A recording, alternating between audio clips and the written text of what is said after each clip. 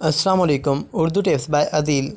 دہی جمانے کا آسان سا گھریلو طریقہ اردو ٹپس بائی عدیل کی اس ویڈیو میں دیکھ پائیں گے۔ گھر میں دہی جمانے کا آسان طریقہ۔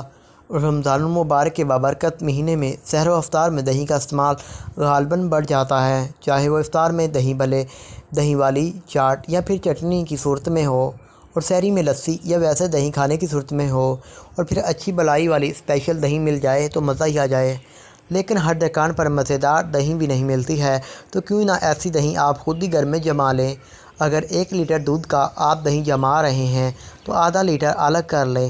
آدھا لیٹر کو خوب گرم کریں، کھولتا ہوا، اور دوسرا آدھا لیٹر دودھ نیم گرم کریں۔ اب دونوں دودھ کو مٹی کے برتن میں ڈالیں اور بھرا ہوا چمچ دہی کا آہستہ آہستہ دودھ میں ملائیں۔